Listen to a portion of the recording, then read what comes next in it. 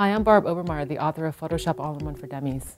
I've been using Photoshop since version 1, so it's changed dramatically. When I first started using Photoshop, things took a lot longer. They were a lot more tedious. We didn't even have layers. So what we had to do was save versions of the project we were working on in separate files as we went along because it was really difficult to make changes. And today it's just so much quicker and so much more efficient to use the program. It's just provided me a lot more time and a lot more freedom with my projects.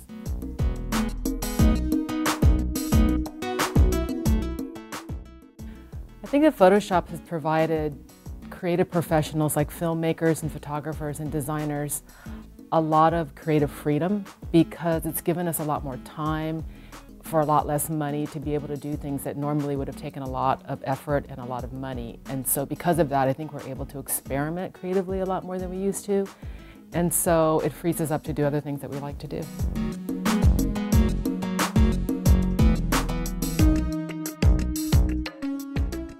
The advice that I would give somebody just starting out is to really just carve out some time where you can sit and just dive into the program and start playing with the tools and the features. And I did that when I first started, and it allowed me not to be afraid of the program because it could be daunting for some people, and just to kind of feel at ease and just experiment because you can't do any damage, so just have fun.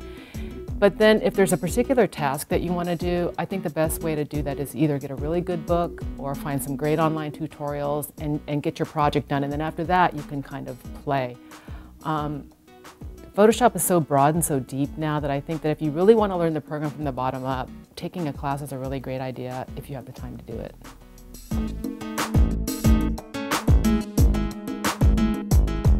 I think it's more a matter of what you can't do in Photoshop. Photoshop has pretty much become a verb in our language today, and I think that most people realize that everything that they see that's an image, that's not a journalistic image, is taken a run through Photoshop in some way.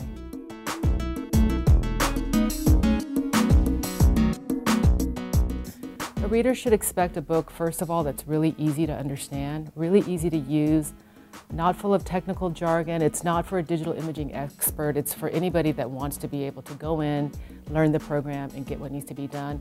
And the other thing that they can expect is they can expect a lot of visual examples of how to do things and the tools and the techniques that they'll find in the program.